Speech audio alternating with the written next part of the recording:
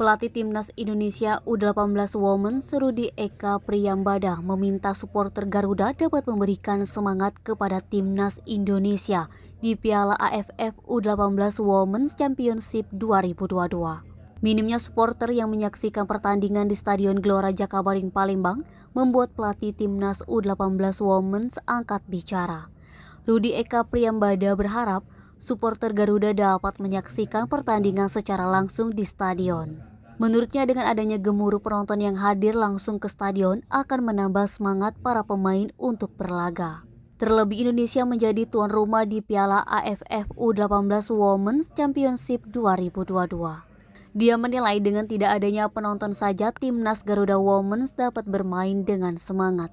Apalagi jika ditambah dengan hiruk pikuknya suara supporter Garuda, pasti para pemain Timnas bisa lebih semangat.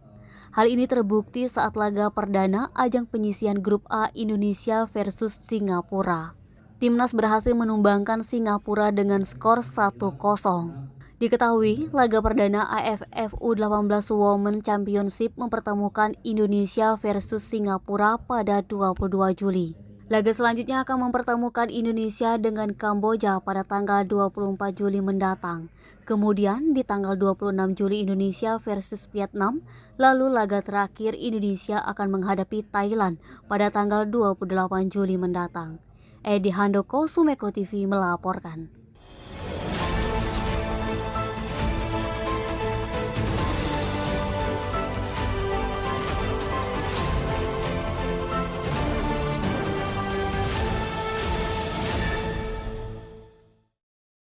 AKBP Andi Bakso Rahman resmi menggantikan AKBP Yusantio Sandi sebagai Kapolres Ogan Ilir.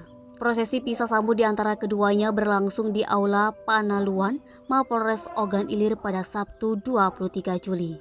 Di hadapan para anggota, Andi Bakso menyampaikan beberapa hal terkait programnya dan juga kinerja para anggota, termasuk dirinya tidak akan pernah menetap di ruangan ketika mulai bertugas nanti.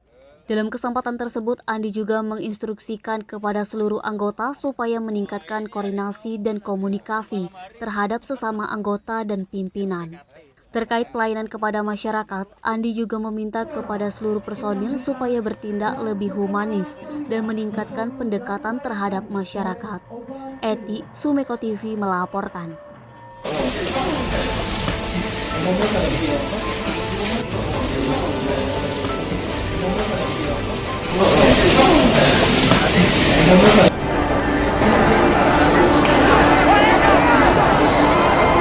Sudah hampir sepekan ini, hampir di sejumlah stasiun pengisian bahan bakar umum di kota Palembang, terjadi antrian cukup panjang pengendara kendaraan roda 2 yang akan mengisi BBM jenis Pertalite.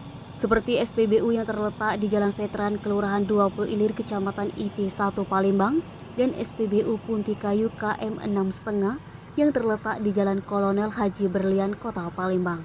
Antrian kendaraan sepeda motor yang hendak mengisi Pertalite seperti menjadi pemandangan biasa.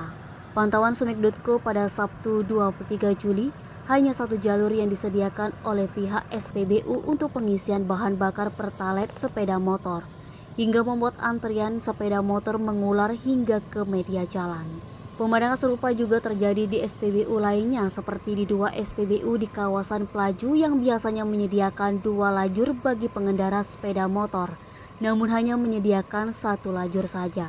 Salah satu petugas SPBU yang minta tidak disebutkan namanya mengaku ketentuan pengisian minyak Pertalite khusus sepeda motor hanya 1 lajur, terjadi hampir seluruh SPBU. Sementara itu, Rahman warga Jalan Dempo Dalam mengaku terpaksa ikut dalam antrian panjang bahan bakar Pertalite dikarenakan pekerjaan sehari-harinya adalah sebagai pengemudi ojek online.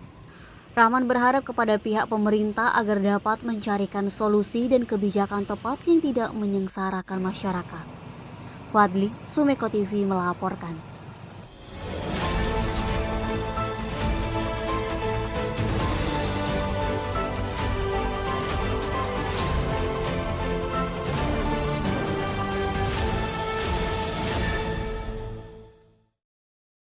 Universitas Indo Global Mandiri mengukuhkan Guru Besar Fakultas Teknik Profesor Eri Yulianti Adesta PhD dalam sidang senat terbuka pengukuhan guru besar di Gedung Geraha UIGM di Jalan Kolonel Haji Berlian KM 10 Palembang pada Sabtu 23 Juli.